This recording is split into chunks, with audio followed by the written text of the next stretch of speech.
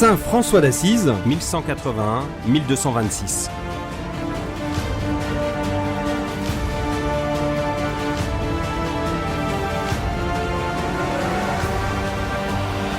Encore une émission sur Saint François d'Assise.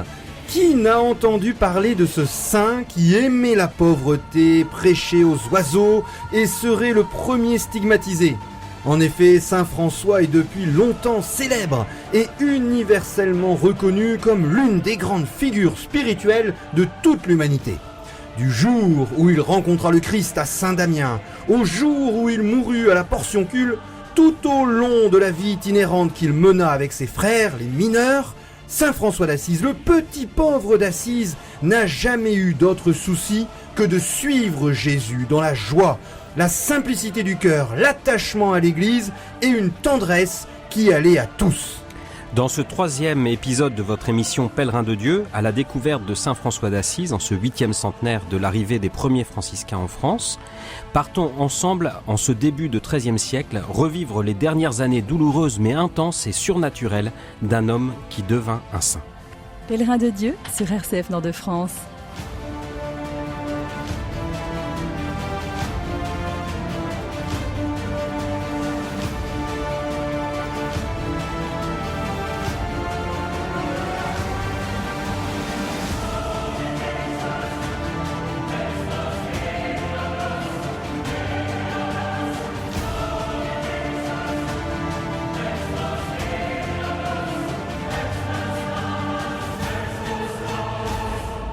Devenir Saint François d'Assise. Nous sommes à la fin de la vie du pauvre d'Assise. À 27 ans, il est parti à Rome. Il avait rassemblé des disciples autour de lui. Il avait tout abandonné. C'était le récit et son histoire dans les 2 précédentes émissions de Pèlerin de Dieu.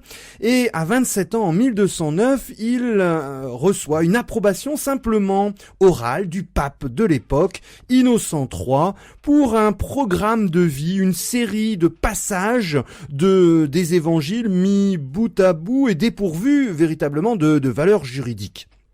Alors, face à ce flou institutionnel de cette première fraternité, du début de ce qui va devenir l'ordre franciscain, les chapitres généraux qui réunissaient tous les frères ont été l'occasion d'élaborer au coup par coup des statuts ou alors des constitutions visant à résoudre tel ou tel problème. Et Saint François espérait faire l'économie d'une véritable règle qui fige l'esprit dans un texte et aligne son mouvement sur les autres ordres religieux. Mais le contexte de l'époque, et notamment ce fameux concile de Latran IV, promulgué en 1219, oblige les nouveaux ordres à adopter une des règles existantes. Alors on avait le choix, soit la règle de Saint Benoît pour les moines, ou la règle de Saint Augustin pour les chanoines. Mais Saint François au départ refuse de choisir une ancienne règle. Mais il est parti en Orient essayer d'échanger et de convertir avec le sultan pendant les croisades, et lorsqu'il revient en Italie, il s'est aperçu que ses frères avaient demandé des privilèges à la papauté et puis que son mouvement allait s'inscrire, se formaliser, se normaliser en devenant un ordre religieux comme les autres. Donc Saint François d'Assise va rédiger une première règle en 1221, puis une seconde règle qui va être approuvée par le pape Honorius III en 1223. Et il va essayer de maintenir le refus de la propriété, une vie vraiment fraternelle et l'obéissance dans la charité. Des problèmes évidemment vont se lever assez rapidement, notamment l'inégalité entre d'un côté des clercs et puis de l'autre des laïcs illettrés, et puis les différences très fortes entre des nobles qui rejoignent Saint François d'Assise et puis des mendiants ou des pauvres. Et c'est dans cette mise en norme, dans ce début, une sorte de Bethléem de cette communauté franciscaine, que Saint François d'Assise va vivre des épreuves, des tentations et quelquefois éclairé dans une nuit de Noël par des inspirations fulgurantes. Cette période qui suit le retour de François de la Terre Sainte en 1220, c'est une période qui aurait pu être celle d'un certain triomphe du saint, puisque ça devient une légende vivante. Lorsqu'il y a les grands rassemblements à la Pentecôte de tous les franciscains à la Portioncule, beaucoup de frères qui reviennent là dans ces moments qui permettent à l'ordre de ressaisir son fondement spirituel et de réorganiser la mission. Eh bien, beaucoup de frères découvrent François pour la première fois et on pourrait le voir comme triomphant. Et c'est loin d'être le cas. La règle qu'il sort rencontre à sa grande surprise beaucoup de réticences, notamment du frère Élie qui a un esprit plus institutionnel. Et donc c'est une période pour François où il est en but à une grande incompréhension et il sent son ordre lui échapper. Donc progressivement il va se retirer, laisser rester l'inspirateur charismatique de l'ordre franciscain, mais il va voir cet ordre s'institutionnaliser comme un autre ordre de l'époque, ce qu'il voulait absolument éviter. Et donc dans ce temps de doute, c'est aussi un temps qui reste d'une grande fécondité, et c'est le moment où il va être inventé un des grands héritages de Saint François, la crèche, donc en 1223, et qui est typiquement dans l'esprit de Saint François. Donc on est à Greccio, dans ce qu'on appelle aujourd'hui le sanctuaire franciscain entre Rome et Assise, un peu au sud d'Assise. Et c'est là que François décide, pour donner à l'évangile tout son éclat et sa vérité, d'évoquer la naissance du Sauveur à travers une mise en scène qui va être la crèche. Donc on apporte une mangeoire, de la paille, des paysans prêtent un bœuf et un âne, et des acteurs et des figurants sont désignés. Et la nuit venue de Noël, on se rassemble dans la joie autour de la grotte illuminée par des torches, et un prêtre célèbre la messe sur la mangeoire utilisée comme autel. Chose qui était interdite à l'époque. Il fallait pas célébrer sur des autels de fortune, mais uniquement sur des autels consacrés. Mais donc c'est quand même cette pratique qui va de la crèche où on voit donc ce qui est mis en avant, c'est que dans la naissance de Jésus, c'est dans l'Eucharistie, bien c'est l'incarnation, c'est Jésus qui se fait pauvrement tout proche de nous dans son humilité, et donc le mystère de Noël révèle ce Dieu qui s'abaisse et qui vient nous rejoindre dans la pauvreté. Alors c'est un grand succès en quelque sorte, et c'est l'origine de cette tradition de la crèche qui va être accueillie pleinement par l'Église. Il y avait une certaine tradition de théâtralisation de la foi qui a connu beaucoup d'excès et qui va être rejetée de plus en plus, mais ici on est dans autre chose que la théâtralisation. C'est vraiment de ressaisir la profondeur et la vérité de l'Évangile dans cette humble mise en scène. Alors, Saint François d'Assise s'est déchargé sur les épaules du frère Élie dès 1221 de la direction quotidienne de l'ordre, et il va avoir une vie à la fois de prédication et puis d'ermitage. C'est tout à fait spécifique aux premiers frères franciscains, et il va apprécier notamment un lieu appelé l'Averna ou l'Alverne, où, selon la tradition, au cours de l'été 1224, il a 42 ans, il va recevoir les stigmates, c'est-à-dire les 5 plaies du Christ, le 14 septembre 1224, jour de la fête de l'exaltation de la Sainte Croix. Alors les sources les plus anciennes sont moins précises. Frère Élie, dans sa lettre de 1226, et Thomas de Célano, le premier biographe de Saint François, indique peu de temps avant sa mort et 2 ans avant sa mort. Et Saint François lui-même n'en fait pas état dans ses écrits et a interdit d'en parler. C'est après sa mort et avant son inhumation que des frères témoignent. Frère Élie annonce alors la grande nouvelle des stigmates sans évoquer les circonstances. Alors, cette première vie de Thomas de Célano donne un récit détaillé. Saint François voit un séraphin dans le ciel, c'est-à-dire un ange avec 6 ailes au-dessus de la tête pour voler et recouvrant le bas du corps, suspendu à une croix, à la différence de ceux décrits par l'Ancien Testament. Saint François tombe à terre, il réfléchit, c'est alors que les stigmates apparaissent sur son corps. Depuis les premiers temps de sa conversion, Saint François n'a pas cessé de prier devant des crucifix, rappelez-vous celui de Saint Damien, et de méditer sur le mystère de la passion du Christ. Et là, selon l'historien André Vaucher, Saint François semble avoir compris par cette apparition surnaturelle qu'il peut rejoindre le Christ crucifié à travers sa passion personnelle. Et sa première réaction a été de mettre par écrit une prière en latin, les louanges du Dieu très haut, où il énumère les attributs de Dieu. Il donne le texte à frère Léon avec une bénédiction personnelle, et c'est tout à fait étonnant parce qu'on conserve le document écrit de la main, autographe de Saint François. Saint François va y reproduire la bénédiction du livre des Nombres. Que le Seigneur te bénisse et te garde, qu'il te montre sa face et qu'il te fasse miséricorde, qu'il tourne vers toi son visage et te donne la paix. Alors frère Léon, il a eu reçu ce cadeau extraordinaire, il l'a gardé sur lui comme un talisman, comme une relique, et c'est ce qui a permis de le conserver jusqu'à nos jours. La réception des stigmates transforme Saint François. Il reçoit la révélation de la grandeur infinie de Dieu et des assurances pour son propre salut et du destin des frères mineurs. Il retrouve la paix intérieure. C'est le point d'aboutissement de son renoncement à maîtriser l'avenir de son ordre.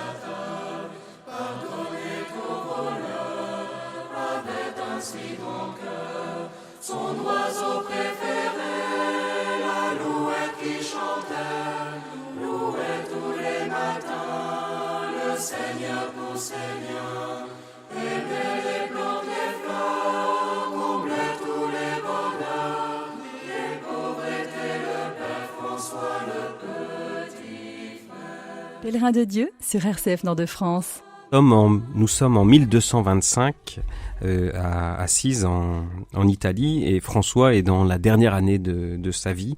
Il est extrêmement malade, très affaibli, et donc il a la vue qui a baissé, il est pratiquement aveugle, et un corps pauvre et dolent qu'il traîne partout.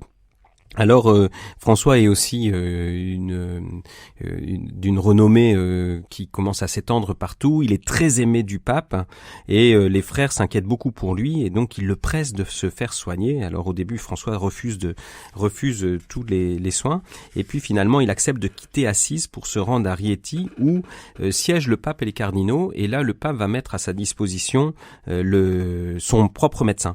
Alors c'est un voyage pénible pour François, et à Rieti, il dispose d'un accueil très chaleureux du pape et de la cour papale, et notamment du cardinal Ugolin. On y reviendra dans la dernière émission, avec lequel il n'était pas toujours d'accord. Et donc pour soigner son problème de vue, on décide, d'après les connaissances médicales de l'époque, de lui faire une cautérisation des tempes qui va être extrêmement douloureuse. Alors il l'a subie sans bouger et sans se plaindre, mais donc ça lui crée deux plaies supplémentaires sur les tempes, et ça ne lui refait absolument pas retrouver la vue. Alors donc après cette opération absolument inefficace, il continue sa vie avec son état de santé qui va en s'empirant, et donc finalement il s'approche de sa mort. Il est à Assise. Et voilà que donc c'est à ce moment-là où il fait ajouter dans les strophes de son Cantique des créatures, la strophe sur Notre sœur la mort de septembre 1226. Je vous la lis. Loué sois-tu, mon Seigneur, pour notre sœur la mort corporelle, à qui nul homme vivant ne peut échapper. Malheur à ceux qui meurent en péché mortel, heureux ceux qu'elle surprendra faisant ta volonté, car la seconde mort ne pourra pas leur nuire.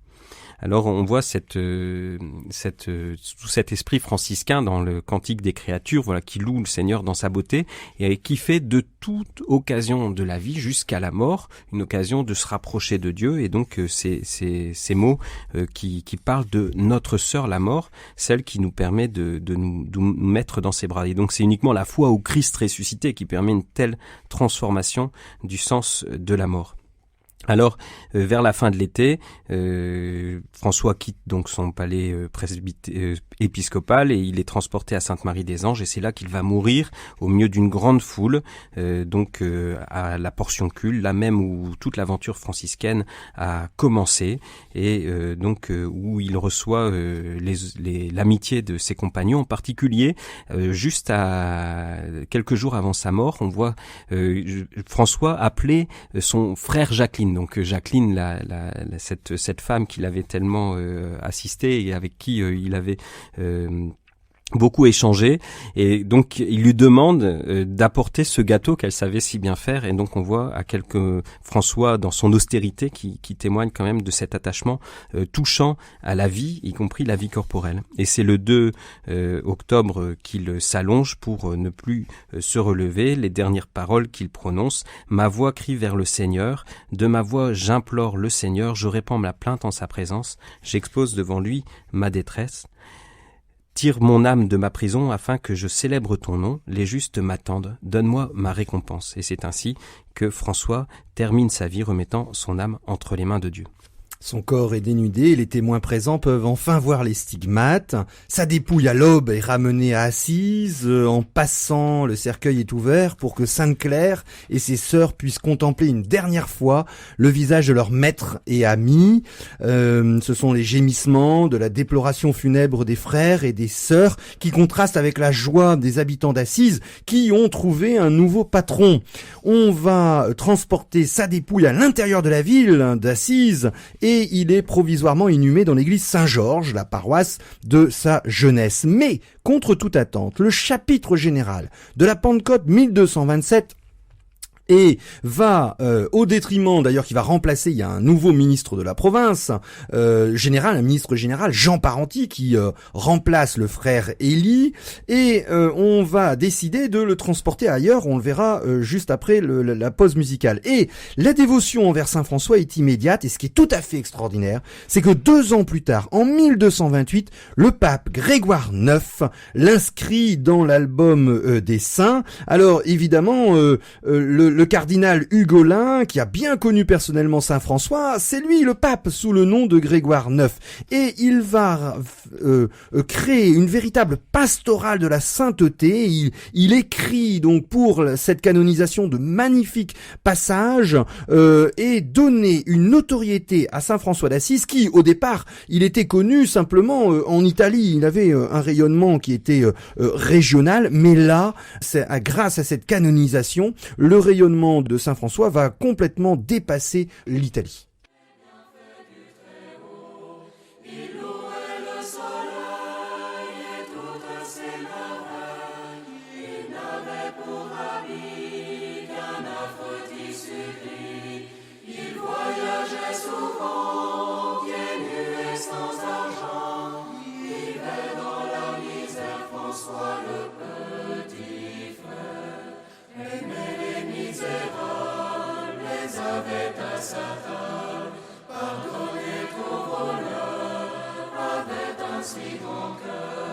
Son oiseau préféré, l'alouette qui chantait, louait tous les matins le Seigneur pour Seigneur.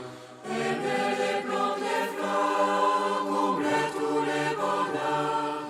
Les pauvres étaient le Père François, le petit frère. Un beau jour en chemin. Pèlerin de Dieu sur RCF Nord de France. En 1230, Saint François est mort depuis 4 ans et il devient cette figure du renouvellement évangélique de l'Église. Et donc il est pris entre la pauvreté qu'il a choisie, qu'il a vécue au cours de sa vie, et puis la manière dont on va célébrer sa mémoire. Et alors en 1230, il se passe cet épisode tout à fait étonnant où des centaines de frères mineurs sont réunis et dans l'enthousiasme général, le corps est transféré à l'église Saint-Georges. de l'église Saint-Georges à une nouvelle basilique qui a été construite à la Portion Culte, une des plus grandes pas à la Portion Culte, pas encore, mais donc dans Assise, une des plus grandes basiliques qui a été construite. Et là, au cours de la procession, le frère Élie fait enlever de force la dépouille pour l'ensevelir en secret sous l'autel majeur de l'église inférieure, dans un sarcophage de pierre, couvert par une grille de fer percée de quelques trous. Et donc, le corps de Saint François n'est plus accessible à la piété des fidèles. Et pourquoi de telles mesures ? C'est qu'on redoute d'abord les dégradations des reliques, et puis qu'il soit volé, ou voilà, qu'il puisse être... ce qui serait absolument catastrophique. Alors donc c'est à l'abri de la convoitise qu'on assure cette protection, et seuls les grands personnages peuvent accéder aux reliques du saint. Et donc voilà, c'est un peu une première transformation, un certain éloignement déjà du peuple. Et alors ensuite, il va y avoir la décoration de ces basiliques, et puis finalement le pauvre d'Assise va être enterré dans un des plus beaux édifices du Moyen-Âge, avec des décors créés par notamment Giotto, Martini et les Lorenzetti, qu'on peut encore admirer aujourd'hui. Et donc progressivement, à cause de cet enfouissement des reliques et de l'éloignement, il y a un certain mystère qui va entourer les dépouilles du saint. Et donc, on va se poser la question, est-ce que la dépouille est restée là? Est-ce qu'elle a été emportée? Et donc, comme la visite est impossible, on finit même par oublier la localisation exacte de la dépouille. Et donc, il y a un développement de certaines légendes et de spéculations.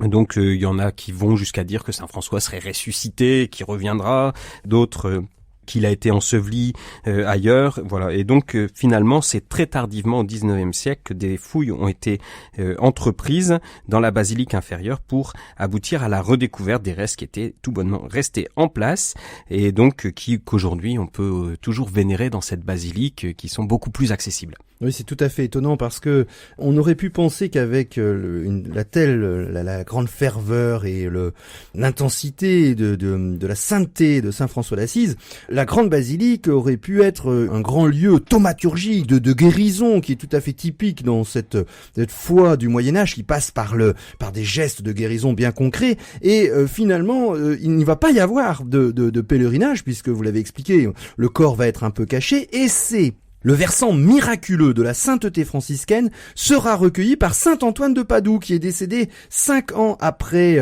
Saint François, et qui lui va permettre la diffusion de cette vision, et puis de toutes ces guérisons. Alors, le grand historien André Vaucher a expliqué qu'il y avait une sorte de seconde mort de Saint François d'Assise, en parlant d'une certaine dénaturation du projet franciscain dans les années 1230-1250. Alors, comment expliquer cette seconde mort? En fait, à la suite du pape Grégoire IX, la règle va devenir la seule référence, et puis la propriété des biens, qui était absolument refusée par Saint François d'Assise, qui voulait une vraie pauvreté matérielle, va être assouplie, et puis ça va redevenir comme une propriété, la différence entre une propriété individuelle et une propriété collective, comme ce qui était connu pour l'ensemble des ordres religieux. Et puis la place reconnue au sein des franciscains à la culture et aux gens cultivés va également s'éloigner de l'idéal. On va expulser frère Élie, qui était un laïc,